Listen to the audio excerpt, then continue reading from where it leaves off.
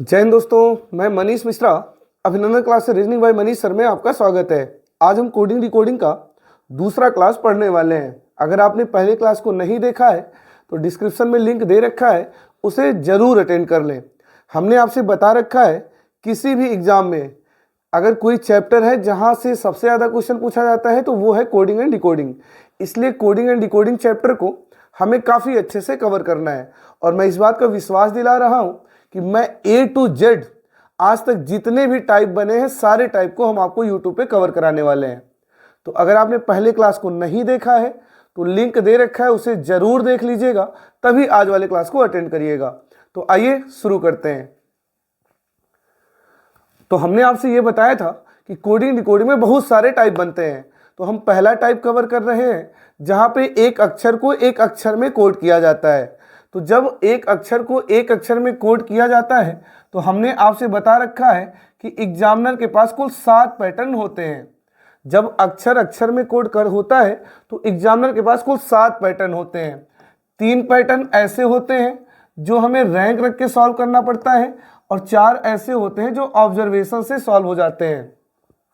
तो पहले क्लास में ये तीन टाइप जो हमें रैंक रख के सॉल्व करने पड़ते हैं उसको हमने काफ़ी ढंग से कवर कर लिया है। और आज वाले क्लास में ये 4 टाइप हम कवर करने वाले हैं जो ऑब्जर्वेशन से हो जाते हैं। तो ये 3 टाइप कवर करना बहुत ज़रूरी है। मैं फिर से बताना चाहूँगा, डिस्क्रिप्शन में लिंक है, उसे ज़रूर देखिए। अच्छा, मुझे बताएंगे क्या ये तीनों टाइप कौन से हैं? तो आपका जवाब होगा सर बिल्कुल, अक्षरों के ऊपर उनके रैंक रख दिए जाते हैं, अग्रगामी रिश्ता चेक करते हैं, बात नहीं बनता है तो पश्चगामी रिश्ता चेक करते हैं, बात नहीं बनता है तो कैंची रिश्ता चेक करते हैं। तो ये 3 टाइप काफ़ी अच्छे से कवर हो चुका है। थोड़ी देर में ये ऑब्जर्वेशन टाइप भी कवर हो जाएगा। तो आइए टाइप 4 से बात को आगे बढ़ाते हैं। क्या है टाइप 4? टाइप 4 में लिख रखा है विपरीत अक्षरों को अग्रगामी, पश्चगामी या तिर्यक क्रम यानी कैंची क्रम में रखता है। अच्छा, ये विपरीत अक्षर क्या होते हैं? सर आपने पहले ही क्लास में बता रखा है कि अंग्रेजी वर्णमाला में कुल 26 अक्षर है। बाएं से पहला ए है, दाएं से पहला जेड है, तो ए जेड विपरीत माने जाते हैं। बाएं से दूसरा बी है, दाएं से दूसरा वाई है, बी वाई विपरीत माना जाता है। बाएं से तीसरा सी है, दाएं से तीसरा एक्स है, तो सी एक्स विपरीत माना जाता है। इस तरह 26 अक्षरों के कुल 13 जोड़े हैं, ये हमें याद होना चाहिए। तो जरा बोलिए, मैं सुन रहा हूँ, कौन से हैं 13 जोड़े? हाँ बोलना है, ये नहीं साइलेंट बैठे हैं। ए जेड बहुत बढ़िया, B Y this is done by Ram, by Shyam, by Mohan, by कार्बनजीनान बहुत बढ़िया, दूध वाला बहुत बढ़िया, ईवीएम मशीन बहुत बढ़िया, फॉर यू बहुत बढ़िया, जीटी रोड बहुत अच्छा, हाई स्कूल बहुत बढ़िया, इंडियन रेलवे बहुत अच्छा, जंगल क्वीन बहुत बढ़िया, कमला पसंद बहुत बढ़िया, लाइफ ओके बहुत अच्छा, और मन की बात। तो ये 13 जोड़े हमारे सामने आते हैं, ये हमें पता होना चाहिए। अरे क्लियर है, बहुत बढ़िया। तो टाइप नंबर 4 में क्या होने वाला है? केवल विपरीत अक्षरों को आगे आगे या पश्चगामी या कैंची क्रम में रखेगा। मतलब यहाँ रैंक वैंक नहीं रखना पड़ता, एक नज़र में हम समझ जाते हैं कि ये तो ऑब्जर्वेशन पैटर्न है। क्वेश्चन से दिखाते हैं आपको, क्वेश्चन से बात को समझाते हैं। देखिए क्या कह रहा है, वही लैंग्वेज है, किसी निश्चित फूड भाषा में हीट की कोडिंग VSGZ है, क्ले की कोडिंग OXBZ है, तो उसी भाषा में बैंक की कोडिंग क्या होगी? तो पहले ही क्लास में हमने बता रखा है हीट का कोडिंग ये है तो ऊपर नीचे रख लीजिए, क्ले का कोडिंग ये है तो ऊपर नीचे ये रख लीजिए। अब इसमें लॉजिक ढूंढिए और जो लॉजिक लगे वही लॉजिक लगा दीजिए। अब जैसे ही मैं यहाँ पे रैंक लिखने जाऊँ, मेरा हाथ रुक जाना चाहिए। क्यों रुक जाना चाहिए? क्योंकि मैं ये देख रहा हूँ कि high school, EVM machine, AZ, GT road, मतलब इन अक्षरों के विपरीत अक्षर नीचे घूम रहे हैं, इन अक्षरों के विपरीत अक्षर नीचे घूम रहे हैं। तो इसका मतलब ये हुआ यहाँ हमें रैंक वैंक रखने की जरूरत नहीं है, ऑब्जर्वेशन से ही क्वेश्चन सॉल्व हो गया। कैसे? High school, EVM machine, AZ, GT road, यानी इसके विपरीत अक्षरों को कैंची क्रम में रखा है। कंफर्मेशन करिए, लाइफ ओके, कार्बनजीनान, BYAZ, मतलब मैं समझ चुका हूं कि यहाँ पे विपरीत अक्षरों को रखा गया है, यहाँ पे हमें रैंक रखने की कोई रिक्वायरमेंट नहीं थी। तो हम भी 2 की कैंची बना देंगे आराम से। AZ बी वाई कमला पसंद मन की Baat, Z Y PM, Z Y PM. अरे क्लियर है, बहुत बढ़िया। तो ये है टाइप नंबर 4, जहां पे कोई जोड़ घटाना गुणा भाग नहीं चलता, बस अक्षरों के विपरीत अक्षर नीचे भ्रमण कर रहे होते हैं। अरे क्लियर है, चलिए स्क्रीनशॉट लीजिए। चलिए नेक्स्ट ट्राई करिए, करिए ट्राई से। फिर वही कह रहा है किसी निश्चित कूट भाषा में फ्लूट की कोडिंग ये है, एक्साइल की कोडिंग ये है, तो ब्लड की कोडिंग क्या होगी। तो बस वही तरीका रहने वाला है, पहला क्लास आप अटेंड करके ही आ रहे हैं। मैंने फ्लूट का कोडिंग इसके नीचे रख लिया, इसका कोडिंग एक्साइल की कोडिंग ये इसके नीचे रख लिया। अब तरीका वही रहने वाला है, मैं जैसे ही इनके ऊपर रैंक रख के अग्रगामी पश्चिगामी कैची बनाने जाऊं, तुरंत मेरे हाथ रुक जाने चाहिए। क्यों? क्योंकि मैं देख रहा हूं for you, life okay, for you, GT road, EVM machine, यानी पश्चिगामी में उनके विपरीत अक्षर घूम रहे हैं। तो बस कंफर्मेशन करिए, ईवीएम मशीन, कार्बन जिनान, Indian railway, life okay, EVM machine. अरे क्लियर है, बहुत बढ़िया। तो मैं समझ गया पश्चिगामी में इनके विपरीत अक्षरों को रख रहा है। तो B Y, life okay, life okay, life okay, दूध वाला, WLLOY। जब विद्यार्थी के अंदर ज्ञान की कमी रहती है या वो अच्छे से नहीं पढ़े होते, तो इन प्रश्नों में वो क्या कर देते हैं, अक्षरों के ऊपर रैंक रख लेते हैं और फिर अग्रगामी पश्चिगामी कैची बना बना के परेशान हो जाते हैं। तो सबसे पहले ऐसे रैंक रखने चाहिए, हाथ रुक जाना चाहिए अगर उनके विपरीत अक्षर नीचे घूम रहे हैं। क्लियर? चलिए नेक्स्ट ट्राई करिए, स्क्रीनशॉट लीजिए, इसे ट्राई करिए एक बार। फिर से वही हाल है, किसी सांकेतिक भाषा में क्रोमेटिक की कोडिंग इसके नीचे सजा लिया, तो उसी भाषा में जनरेशन की कोडिंग क्या होगी। तो वही हाल है, जैसे मैं रैंक रखने जाऊं मेरे हाथ रुक जाने चाहिए। क्यों? क्योंकि मैं देख रहा हूं कार्बन जिनान, high school, Indian railway, life okay, Mann की Baat, A Z, GT road, Indian railway, carbon जिनान, उन अक्षरों के विपरीत अक्षर नीचे घूम रहे हैं। बस क्वेश्चन सॉल्व हो चुका है।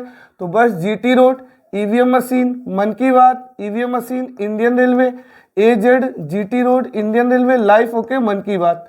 तो टीवीएम कोई विकल्प है, TVM I Z, TVM I Z GRLM, विकल्प नंबर ए हो जाएगा। क्या मेरी बात समझ पा रहे हैं? बहुत बढ़िया, बहुत बढ़िया, बहुत बढ़िया। एक दो क्वेश्चन और करते हैं, फिर ये टाइप खत्म करते हैं।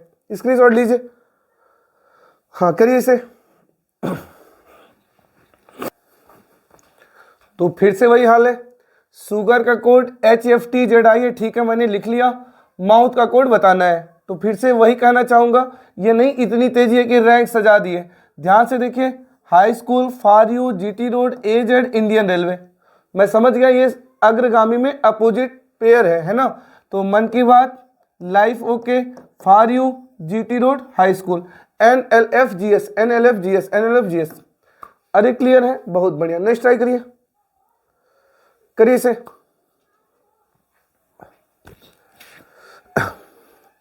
आई क्या कह रहे हैं, किसी सांकेतिक भाषा में बोर्ड का कोड ये है, ठीक है, इसका भी वही मतलब है ना, पहले ही क्लास में बता रखा है। लैंग्वेज फॉर्मेट में दे सकता है, एनालॉजी फॉर्मेट में दे सकता है, सब वही मतलब है। किसी सांकेतिक भाषा में बोर्ड का कोड ये है, तो उसी भाषा में क्राइम का कोड क्या है। तो लीजिए मैंने बोर्ड का कोड सजा लिया, बोर्ड का कोड सजा लिया। अब मुझे ऑब्जर्वेशन करना है, कहीं ऐसा तो नहीं BY घूम रहा है, कहीं ऐसा तो नहीं लाइफ ओके घूम रहा है, कहीं ऐसा तो नहीं एजेड घूम रहा है, कहीं ऐसा तो नहीं इंडियन रेलवे घूम रहा है, कहीं ऐसा तो नहीं दूध वाला घूम रहा है। मतलब मैं समझ गया, यहाँ भी अपोजिट पेयर घूम रहा है 3 की कैंची और 2 के कैंची में। बस हम भी एक 3 की कैंची और एक 2 के कैंची में घुमा देंगे। Indian railway, Indian railway, carbon जिनान, और ये हो जाएगा ईवीएम मशीन, मन की बात, RIXVN, RIVXN, RIXVN। तो क्या टाइप नंबर 4 क्लियर है? बहुत बढ़िया। क्या सीखे? सर आज ये सीखा कि ऐसा नहीं प्रश्न देखा और तुरंत रैंक रख दिया, नहीं, नैनो सेकंड का ऑब्जर्वेशन करना है, कहीं ऐसा तो नहीं उस अक्षरों का विपरीत अक्षर नीचे घूम रहा है, उन अक्षरों का विपरीत नीचे घूम रहा है, और अगर घूम रहा है तो वहां रैंक नहीं रखना है, जैसे घुमाना है वैसे घुमा देना है। क्लियर? बहुत बढ़िया। अब आइए टाइप 5 पे बात करते हैं, स्क्रीनशॉट लीजिए। चलिए टाइप नंबर 5 देखिए क्या कह रहा है। टाइप नंबर 5 का नाम है फिक्स कोडिंग पर आधारित। फिक्स कोडिंग पर आधारित क्या लिख रखा है, पढ़िए एक बार। यदि प्रश्न के सभी अक्षर रेफरेंस में मिल जाए तो वहां कोड फिक्स होता है, जो जिसके नीचे होता है वही उसका कोड होता है। इस बात का क्या मतलब है, क्वेश्चन से समझते हैं, क्वेश्चन से समझते हैं। देखिए क्या कह रहा है, किसी निश्चित कोड भाषा में नोटबुक की कोडिंग रेगोलिन है, ठीक है, सेट की कोडिंग XYZ है, तो हमें टॉर्न की कोडिंग बतानी है, ठीक है। अब मेरी बात को ध्यान से अच्छे से समझिए और समझने का प्रयास करिए। इस बार जो पूछा है TORN, किसका कोडिंग पूछा है, TORN। और अगर आप ध्यान से देखिए, अगर ध्यान से देखिए तो आप इन रेफरेंसों में आपको T भी मिल जाएगा, O भी मिल जाएगा, R भी मिल जाएगा, N भी मिल जाएगा। यानी पूछे गए प्रश्न के सभी अक्षर, फिर से सुनिए, पूछे गए प्रश्न के सभी अक्षर रेफरेंस में अगर मिल जाए, रेफरेंस में अगर मिल जाए तो वहाँ कोड फिक्स होता है, जो जिसके नीचे होता है वही उसका कोड होता है। यही बात मैंने लिख रखा है, यदि प्रश्न के सभी अक्षर रेफरेंस में मिल जाए तो वहाँ कोड फिक्स होता है, जो जिसके नीचे होता है वही उसका कोड होता है। तो देखिए हमें टॉर्न की कोडिंग बतानी है और मैं देख पा रहा हूँ मुझे TORN सब मिल जा रहा है। तो T मैं यहाँ से उठाऊँ या यहाँ से उठाऊँ, T का कोड मिलना G ही है, T का कोड मिलना G ही है। O का कोड E हो जाएगा, R का कोड B हो जाएगा और N का कोड क्या हो जाएगा, R हो जाएगा। तो कोड क्या बन जाएगा, GEBR, GEBR, GEBR, GEBR। अरे क्लियर है, बहुत बढ़िया। यानी अगर पूछे गए प्रश्न के सारे एलिमेंट रेफरेंस में है तो वहां ये नहीं आपको इतनी तेजी लगी है कि आप रैंक रख दिए, नहीं, नैनो सेकंड का ऑब्जर्वेशन करना है, क्या सारे एलिमेंट रेफरेंस में मिल जा रहे हैं, तो बस ठहर जाइए, जो जिसके नीचे है वही उसका कोड है, कोई लॉजिक नहीं होता, ना आप लॉजिक बना पाएंगे। चलिए स्क्रीनशॉट लीजिए, ले लिया, चलिए इसे ट्राई करिए एक बार, करिए इसे। आइए देखते हैं, कह रहा है किसी सांकेतिक भाषा में पेचेक की कोडिंग, ठीक है ये है, टीच की कोडिंग ये है, ठीक है, तो YACST की कोडिंग बतानी है। अच्छा ये मैंने लिखवा रखा है, ये आपको लिखना पड़ेगा कि इसकी कोडिंग ये है, इसकी कोडिंग ये है, अब मुझे YACST की कोडिंग बतानी है। अब ऐसा नहीं मुझे इतनी तेजी लगी है, इतनी तेजी लगी है कि मैं लगा रैंक रखने और फिर अग्रगामी पश्चिगामी कैची लगा बनाने। अरे ठहरिए ठहरिए ठहरिए, क्यों ठहरिए, क्योंकि YACST ध्यान से देखिए तो दोनों रेफरेंस में आपको YACST मिल जाएगा, कहीं Y मिल जाएगा, कहीं A मिल जाएगा, कहीं C मिल जाएगा, कहीं H मिल जाएगा, कहीं T मिल जाएगा। इसका मतलब ये फिक्स कोडिंग है, ये फिक्स कोडिंग है, यहाँ लॉजिक ना बनेगा ना बनाएंगे। तो Y का कोड क्या बनेगा, सर Y के नीचे Q, Y का कोड Q हो गया। A का कोड क्या बनेगा, चाहे मैं यहाँ से उठाऊं या मैं यहाँ से उठाऊं, A का कोड H ही मिलना है। C का कोडिंग मैं कहीं से भी उठा लूं, Z ही मिलना है। H का कोडिंग मैं कहीं से उठाऊं, F ही मिलना है। T का कोड मैं यहीं से उठाऊंगा, N मिलना है। तो QHZFN, QHZFN। अरे क्लियर है, बहुत बढ़िया। तो मैंने बोला था ना ऑब्जर्वेशन पैटर्न ऐसे सेकंडों में हो जाता है, नजर पड़ते ऑब्जर्वेशन होता है। हो सकता है आज से पहले आपका ऑब्जर्वेशन ना रहा हो, लेकिन आज के क्लास के बाद ना आप नजर पड़ते ही सबसे पहले ऑब्जर्वेशन ही कर लिया करेंगे, उसके बाद रैंक वैंक रखेंगे। आज की क्लास के बाद माइंड सेटअप आपका सेट हो जाएगा। चलिए स्क्रीनशॉट लीजिए, ले लिया, ठीक है, करिए इसे ट्राई।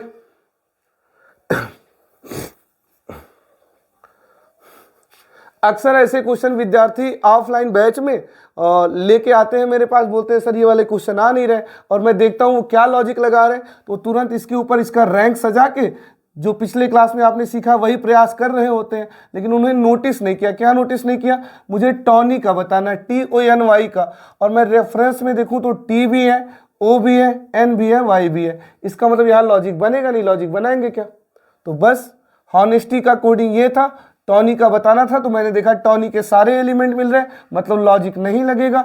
T का कोड D हो जाएगा, O का कोड B हो जाएगा, N का कोड C हो जाएगा और Y का कोड Q हो जाएगा। DBCQ, DBCQ, DBCQ। क्लियर है, बहुत बढ़िया। चलिए स्क्रीनशॉट लीजिए, देखिए इसे।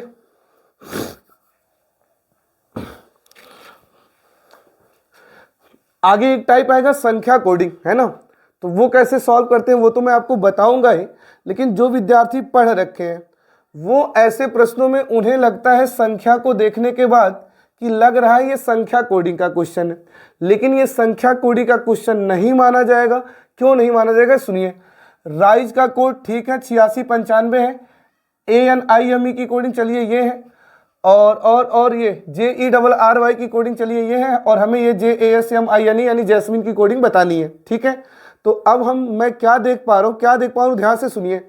जैस्मिन की जो भी स्पेलिंग है JASMINE, तो इन रेफरेंस में मुझे J भी मिल रहा है, A भी मिल रहा है, S भी मिल रहा है, I भी मिल रहा है, M भी मिल रहा है, N भी मिल रहा है, E भी मिल रहा है। मतलब मैं ये समझ गया ये संख्या कोडिंग नहीं है, ये फिक्स कोडिंग है, ये फिक्स कोडिंग है। और फिक्स कोडिंग मतलब अगर पूछे गए रेफरेंस के सारे अक्षर मिल जा रहे हैं तो वो फिक्स कोडिंग है। लॉजिक नहीं लगाएंगे, चाहे वो अक्षर के फॉर्मेट में हो, चाहे वो सिंबल के फॉर्मेट में हो, चाहे वो संख्या के फॉर्मेट में हो, ठीक है। तो बताइए जैस्मिन का कोडिंग क्या बनेगा। सर J का 2 बन जाएगा, A का 0 बन जाएगा, S का 9 बन जाएगा, M का 3 बन जाएगा, I का 6 बन जाएगा, N का 4 बन जाएगा, E का 5 बन जाएगा। 20 93 645, 20 93 645। क्लियर है, बोलिए मेरे साथ एक बार, बोलिए मेरे साथ एक बार। अगर पूछे गए प्रश्न के सारे अक्षर रेफरेंस में मिल जा रहे हैं तो लॉजिक नहीं लगाते, जो जिसके नीचे होता है वही उसका कोड होता है। क्लियर, बहुत बढ़िया। चलिए स्क्रीनशॉट लीजिए, करिए इसे। फिर से विद्यार्थी को यही लगता है कि प्रिंस का कोड 3 5 6 9 8 7 है, वो चले जाते हैं संख्या कोडिंग की तरफ। संख्या कोडिंग में आपको पढ़ाऊंगा, अगले वाले क्लास में वही पढ़ाऊंगा। फिर प्रिंस की कोडिंग है तो नाइस की कोडिंग क्या होगी, सही बात है। तो विद्यार्थी लगते हैं उस पर रैंक वैंक रख के सोचने, लेकिन मैं ध्यान से देखूँ तो नाइस का NICE सब यहाँ मिल जाएगा। मतलब ये फिक्स कोडिंग है, फिक्स कोडिंग है। बस जो जिसके नीचे है वही उसका कोड है, जो जिसके नीचे है वही उसका कोड है, जो जिसके नीचे वही उसका कोड है। 96 87। क्लियर है, चलिए स्क्रीनशॉट लीजिए। हाँ इसे देखिए, ऐसे भी दे देता है किसी सांकेतिक भाषा में हॉनेस्टी की कोडिंग, ठीक है। हॉनेस्टी की कोडिंग क्या है, *###, डेल्टा बीटा, नहीं गड़बड़ हो गया क्या, हॉनेस्टी की कोडिंग, हॉनेस्टी की कोडिंग *## और डेल्टा बीटा गामा और ये कॉपीराइट, ठीक है। तो हमें क्या बताना है, नेक्स्ट का। तो ये भी फिक्स कोडिंग में ही जाएगा। क्यों जाएगा, क्योंकि आप ध्यान से देखिए तो नेक्स्ट का NEST सब इसमें मिल जाएगा, सब इसमें मिल जाएगा, मतलब ये भी फिक्स कोडिंग है। तो N का क्या हो जाएगा हैच, E का हो जाएगा डेल्टा, S का हो जाएगा बीटा और T का हो जाएगा गामा। तो hatch delta beta gamma, hatch delta beta gamma. अरे क्लियर है, चलिए स्क्रीनशॉट लीजिए, फिर टाइप बदलते हैं।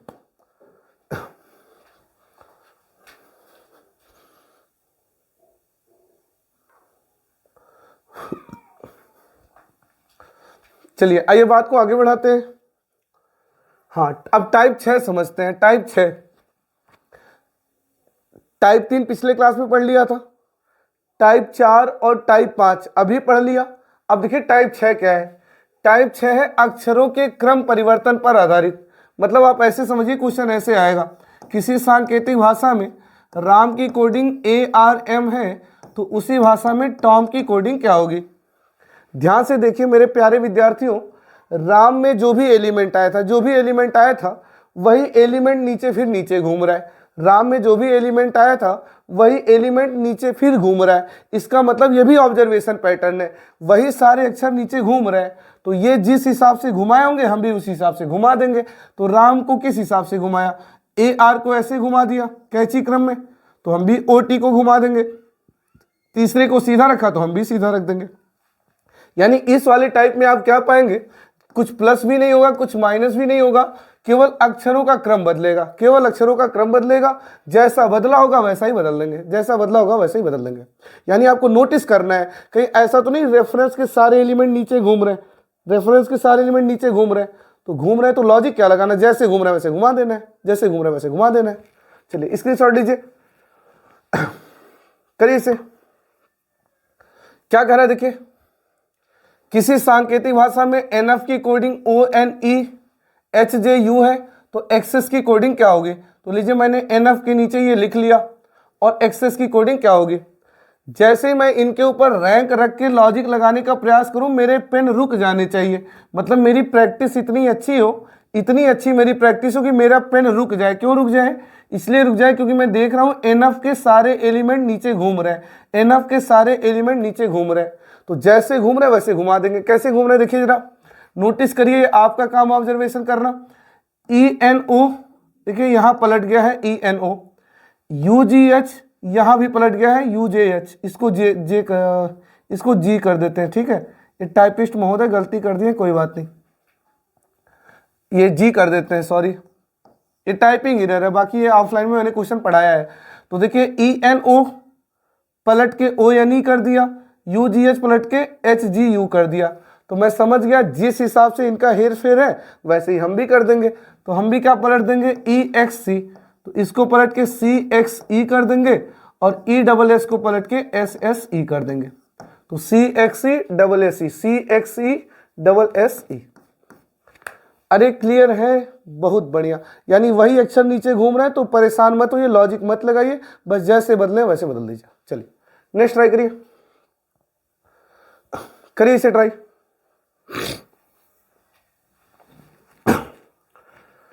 ये सारे पूछे हुए प्रश्न है, ये सारे पूछे हुए प्रश्न है। कोई अच्छा, एक बात और दिमाग में आता है विद्यार्थी कि सर मेरा ये वाला एग्जाम है। मैं कहता हूं आपको दुनिया का कोई एग्जाम देना है जहां रीजनिंग पूछा जाता है, मेरा कोर्स सारे एग्जाम के लिए एनफ है, ठीक है।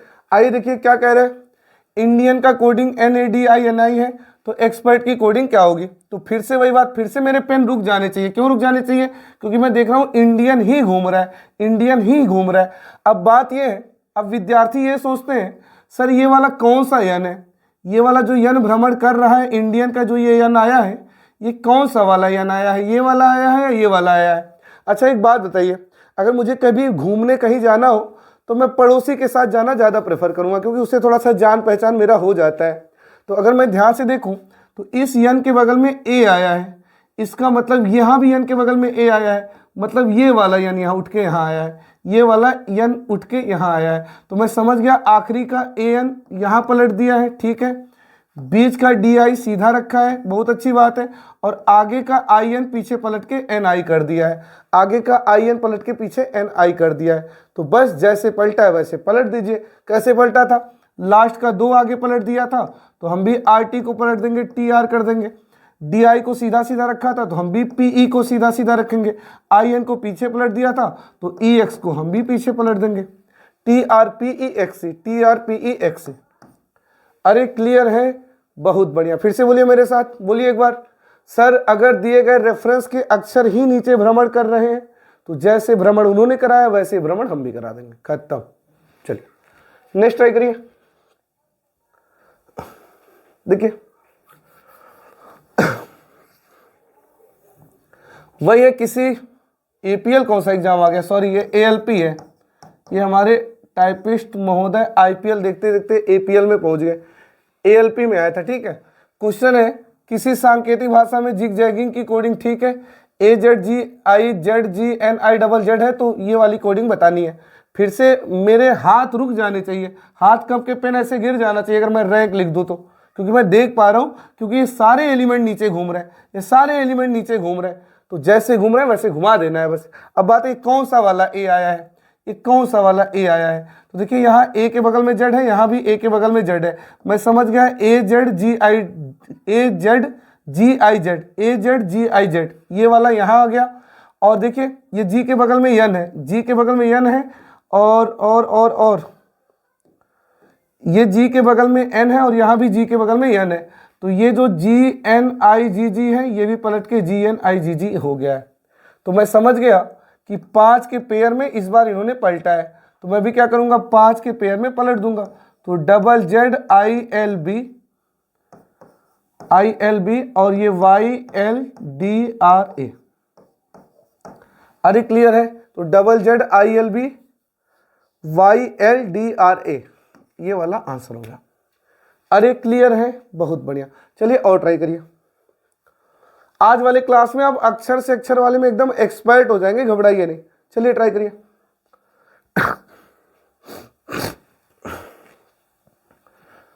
फिर से वही बात है किसी सांकेतिक भाषा में एडिशन का कोड ये है, तो उसी भाषा में मेडिकल का कोड क्या होगा।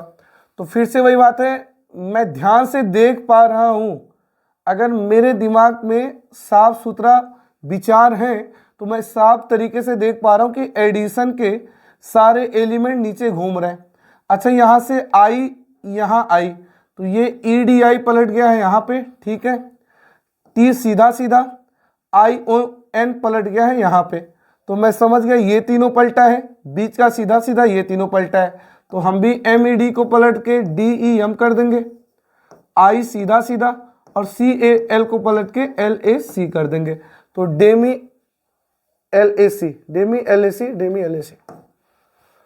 अरे क्लियर है, चलिए बहुत बढ़िया, स्क्रीनशॉट लीजिए। एक आधा और करते हैं, करिए इसे।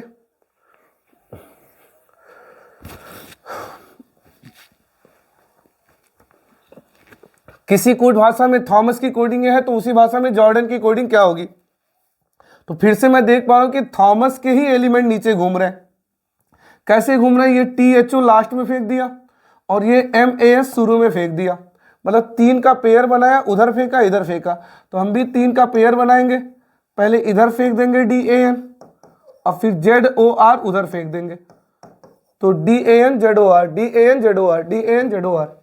अरे क्लियर है, चलिए अगले क्वेश्चन में कुछ नया सिखाऊंगा आपको, चलिए ट्राई करिए एक बार, स्क्रीनशॉट लीजिए।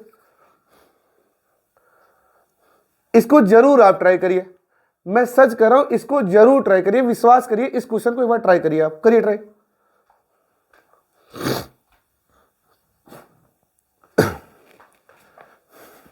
आइए देखिए, कह रहा है किसी निश्चित कोड भाषा में नेचुरल की कोडिंग AALNRTU है, तो उसी भाषा में महेश की कोडिंग क्या होगी।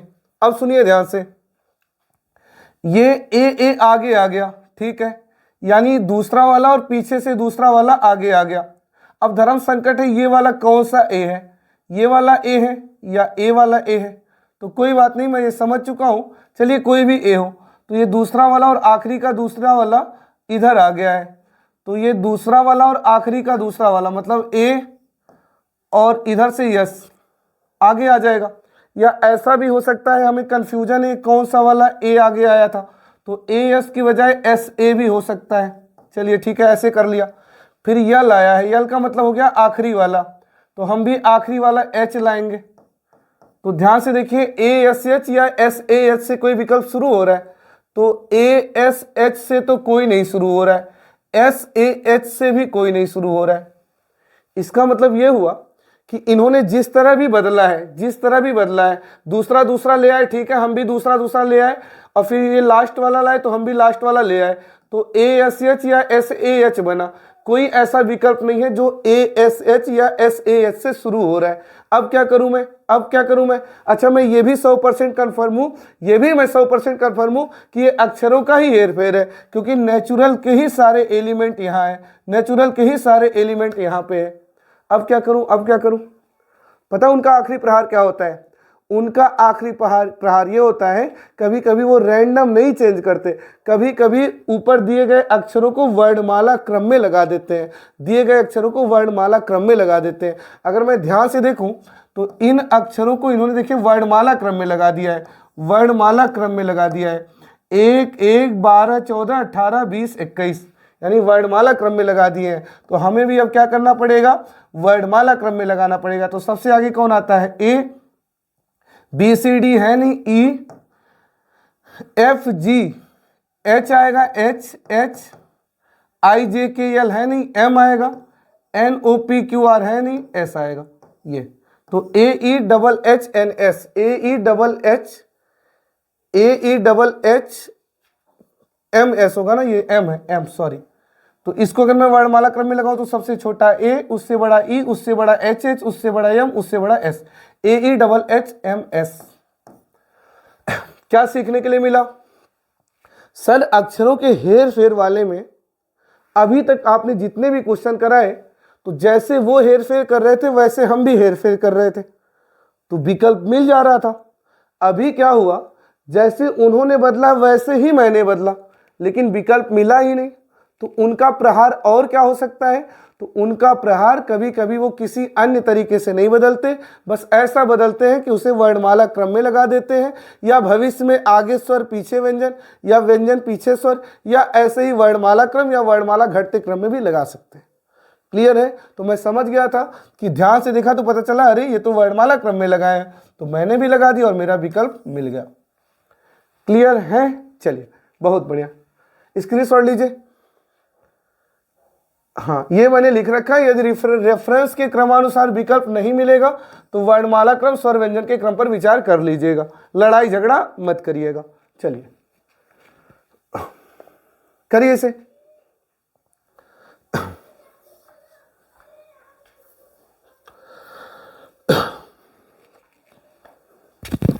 ठीक है, किसी कोड भाषा में ग्लोइंग की कोडिंग ये है, चलिए मान लीजिए, तो उसी भाषा में ओवीएस की कोडिंग क्या होगी। तो पहले तो मेरे दिमाग में वही आएगा कि ग्लोइंग के ही अक्षर नीचे घूम रहे, ग्लोइंग के ही अक्षर नीचे घूम रहे, तो कैसे घूम रहे, पहला वाला और आखिरी वाला ले आया, या हो सकता है आखिरी वाला फिर पहला वाला ले आए, तो मैं भी पहला वाला आखिरी वाला लाऊं तो ओएस, या आखिरी वाला पहला वाला लाऊं तो एसओ, यानी मेरा विकल्प ओएस या एसओ से शुरू होना चाहिए, ओएस या एसओ से शुरू होना चाहिए, और कोई विकल्प ऐसा है नहीं जो ओएस या एसओ से शुरू हो रहा है। अब क्या करूं मैं, अब क्या करूं, और क्या तरीका हो सकता है, और क्या हो सकता है, बिल्कुल वर्णमाला क्रम हो सकता है। तो मैं ध्यान से देखूं तो ये वर्णमाला क्रम में लगा दिए हैं, 7 7 9 12 14 15 23, तो हम भी क्या करेंगे वर्णमाला क्रम में लगा देंगे। सबसे छोटा बी, फिर C D E F G H है नहीं, फिर आई, फिर जे के एल एम एन है नहीं, ओ, फिर पी क्यू आर है नहीं, एस, फिर टी है नहीं, फिर यू और वी, तो B I double O S U V, B I double O S U V. अरे क्लियर है? तो आप किस में एक्सपर्ट हो गए, विपरीत जोड़े वाले में एक्सपर्ट हो गए, बहुत बढ़िया। पूछे गए प्रश्न के सारे एलिमेंट रेफरेंस में मिल जा रहे हैं, उसमें एक्सपर्ट हो गए, और अगर वही अक्षर घूम रहा है तो कैसे कैसे घूम सकता है, इसमें भी एक्सपर्ट हो गए। आइए बात को थोड़ा सा और आगे बढ़ाते हैं, लीजिए स्क्रीनशॉट। हाँ, अब हम टाइप नंबर 7 पे बात करेंगे, यानी जो आखिरी टाइप है इललॉजिकल प्रश्न। इललॉजिकल क्या लिखा है, जब प्रश्न में कोई लॉजिक नहीं लगता है तो इललॉजिकल होता है। क्या इललॉजिकल होता है, क्वेश्चन से समझते हैं। एक क्वेश्चन मैं आपके लिए देता हूं, चलिए इसे एक बार आप ट्राई करिए।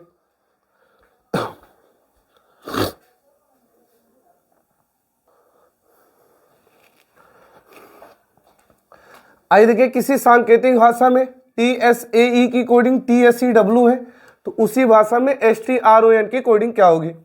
अच्छा एक बात बताइए, आज आपने जो भी ऑब्जर्वेशन पैटर्न सीखा उस पर एक बार काम करिए।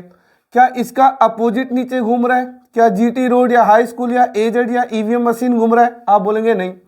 फिर अगला आपने क्या सीखा, क्या इसके सारे एलिमेंट यहाँ पे मिल जा रहे हैं, आप बोलेंगे सर नहीं। आपने क्या सीखा, क्या यही सारे अक्षर यहाँ घूम रहे हैं, आप बोलेंगे सर नहीं, यहाँ ई है यहाँ डब्लू है। तो सर ऐसा तो कुछ नहीं हुआ।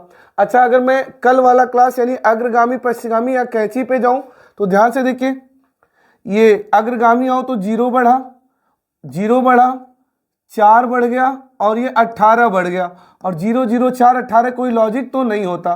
अच्छा पश्चिगामी जाऊं तो 20 से 23 3 बढ़ा, 19 से 5 14 घट गया, और 1 से 19 18 बढ़ गया, और 5 से 20 15 बढ़ गया, और 3 14 18 15 भी कोई लॉजिक नहीं होता।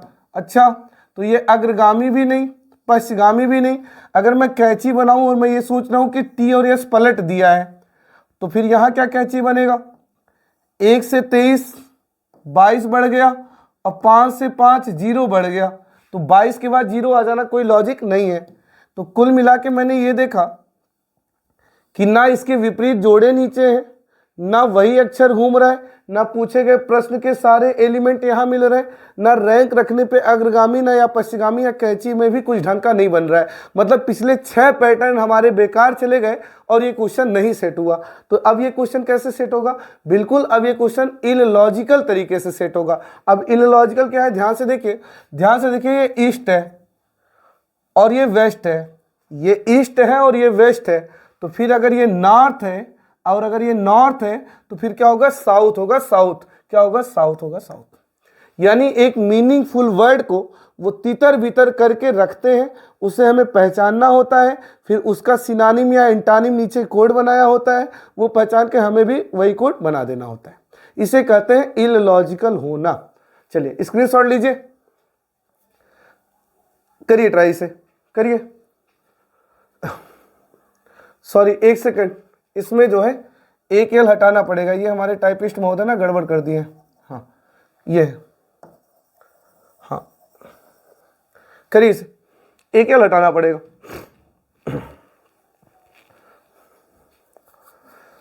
तो इसको भी आप प्रयास कर लीजिएगा, आराम से प्रयास कर लीजिएगा। ना यहाँ अग्रगामी बनेगा, ना यहाँ पश्चिगामी बनेगा, ना यहाँ कैची बनेगा, ना यहाँ इसके विपरीत घूम रहे हैं, ना इसके सारे एलिमेंट मिल रहे हैं, ना इन्हीं को ही बदला है। ये भी इलॉजिकल है। अगर आप ध्यान से देखें तो ये अर्ली है, अर्ली EARLY, और ये लेट है, लेट, जल्दी और देर, जल्दी और देर। और उस हिसाब से अगर ये कोल्ड है, अगर ये कोल्ड है तो इसका क्या बनेगा, hot, hot, hot, HOT, HOT, hot. समझ गए? यानी अगर क्वेश्चन लॉजिकली नहीं बनना है तो आपको इलॉजिकल सोचना ही सोचना है। चलिए नेक्स्ट ट्राई करिए।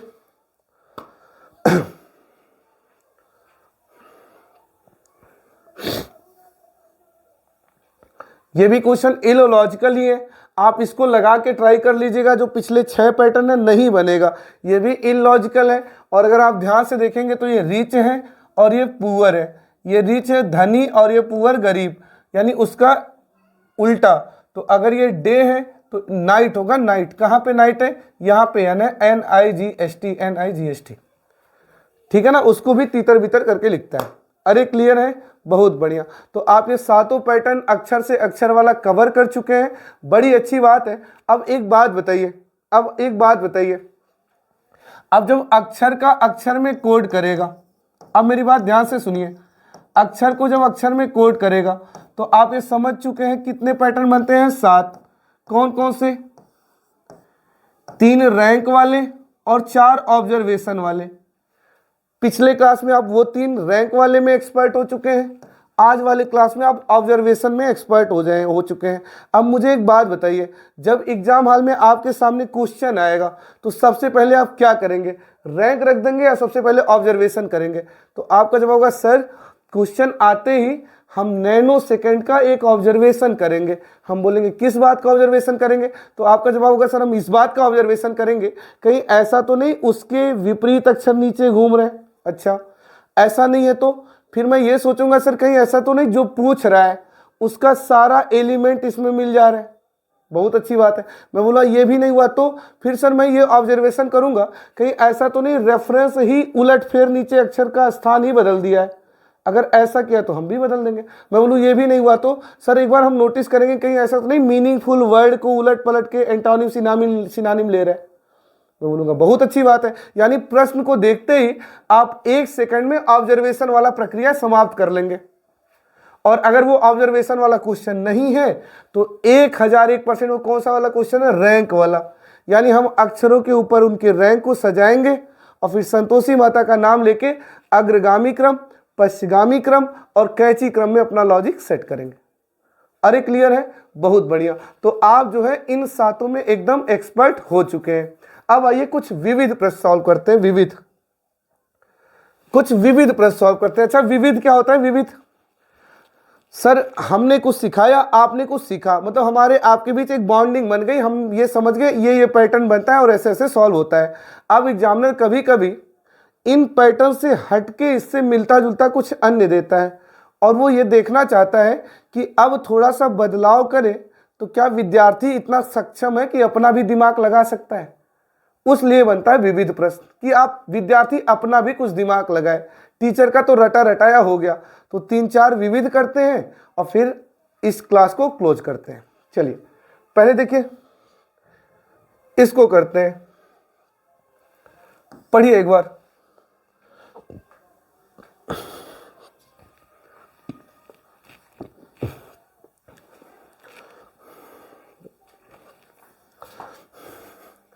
ये क्वेश्चन एनटीपीसी में आया था और बहुत से विद्यार्थी ऐसे सरेंडर बोल दिए थे, छोड़ छाड़ दिए थे, क्योंकि इसका नजरिया ही कुछ अलग था। क्या है देखिए, कह रहा किसी सांकेतिक भाषा में बॉल का कोड इतना बड़ा है तो काइट का कोड कितना बड़ा होगा या क्या होगा।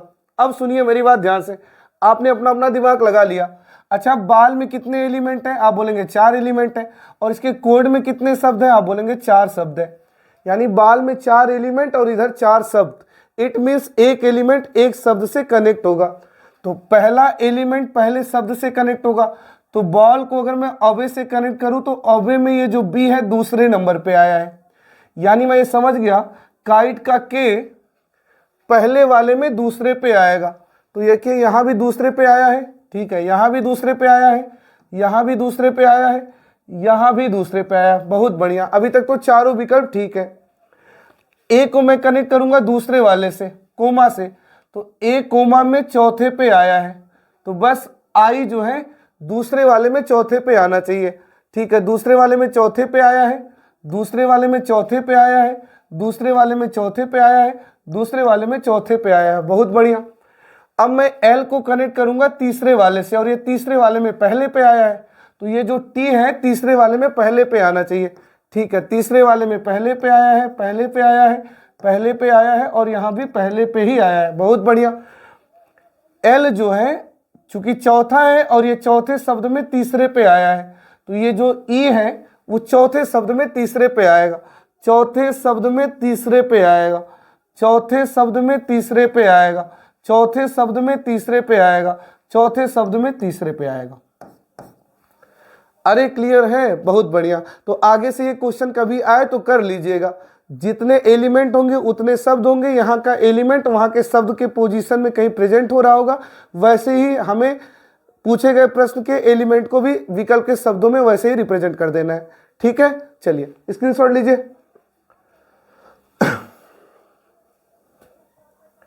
हाँ, इसे देखिए, कह रहा है डॉग की कोडिंग। अब ये मत कहिएगा सर जी आपने ये नहीं पढ़ाया, BCMNEF, इतना तो आप समझदार हैं कि ये सब कर सकते हैं। अब देखिए यहाँ पे 3 एलिमेंट है, यहाँ नीचे 6 है, 3 एलिमेंट है, नीचे 6 है, इसका मतलब 1 से 2 निकलेंगे, 1 से 2 निकलेंगे। अब ये आपकी समझदारी ही तो है, आप नहीं कर ले जाएंगे। ऊपर 3 नीचे 6 यानी 1 से 2 निकले हैं, 1 से 2 निकले हैं, यानी 1 से 2 निकले हैं। तो डी को मैं 2 से कनेक्ट करूँ तो डी के 2 पहले BCD, O के 2 पहले MN, G के 2 पहले EF, यानी मैं समझ गया 2 पहले का ले रहा है। तो C के 2 पहले AB, A के 2 पहले YZ और T के 2 पहले RS, ABYZ RS, ABYZ RS। तो ये विविध में थोड़ा बहुत चेंज होता है, वो आप इतने समझदार हैं, आप कर लेंगे। क्लियर है? चलिए एक और करिए।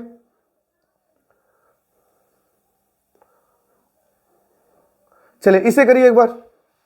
इसे देखिए, ये भी आया था, ये भी शायद रेलवे के ही एग्जाम में आया था। अब किस एग्जाम में आया था मुझे नहीं पता, NTPC का था या ग्रुप डी का था या ALP का था, उसी में ही किसी का था। एक बार इसे सोचिए एक बार।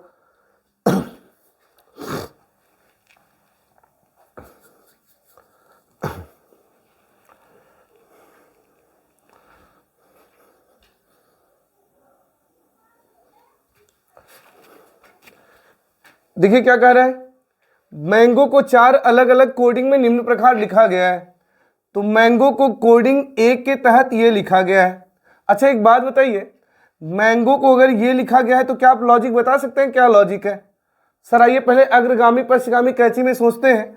तो ये यम से एन 1 बढ़ा, ए से बी 1 बढ़ा, एन से ओ 1 बढ़ा, जी से एच 1 बढ़ा, ओ से पी 1 बढ़ा। यानी सर कोडिंग 1 के तहत मैंगो में +1 +1 +1 करके ये कोड बनाया गया है। बहुत अच्छी बात है। अब मैं बोलूँ मैंगो को कोडिंग 2 के तहत अगर ये लिख रहा है तो क्या लॉजिक लगाया होगा?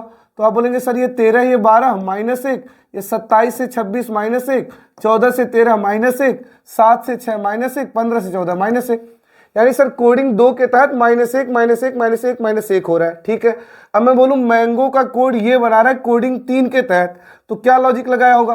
तो आप बोलेंगे सर 13 2 15, 1 और 2 3, 14 2 16, 7 2 9 और 15 2 17। यानी कोडिंग 3 के तहत +2 +2 +2 किया है। अच्छा मैंगो का कोड कोडिंग 4 के तहत ये बना है, क्या लॉजिक लगाया है? सर यम से एन 1 बढ़ा, 1 से 3 2 बढ़ा, 14 से 17 3 बढ़ा, 7 से 11 4 बढ़ा, 15 से 20 5 बढ़ा। यानी ये कोडिंग 1 के तहत +1 +1 +1 होना है, कोडिंग 2 के तहत -1 होना है, कोडिंग 3 के तहत +2 +2 +2 होना है, कोडिंग 4 के तहत +1 +2 +3 +4 +5 होना है। तो क्या कह रहा है, किस कोडिंग के तहत ऑरेंज को ये लिखा गया होगा।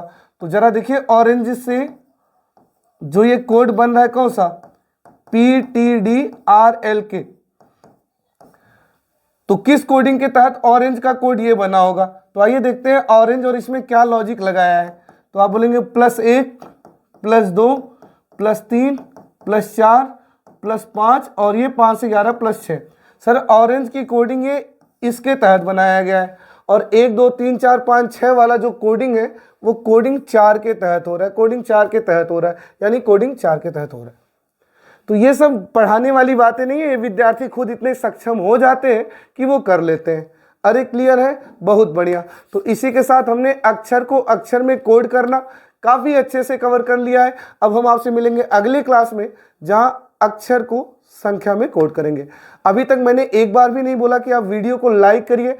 अगर सच में आपको वीडियो अच्छा लगा हो तो वीडियो को जाते जाते लाइक कर दीजिए, चैनल को सब्सक्राइब कर दीजिए और वीडियो को जरूर शेयर किया करिए, ताकि मेरा मनोबल बढ़े और हम आपके लिए और ज़्यादा मेहनत कर पाएँ।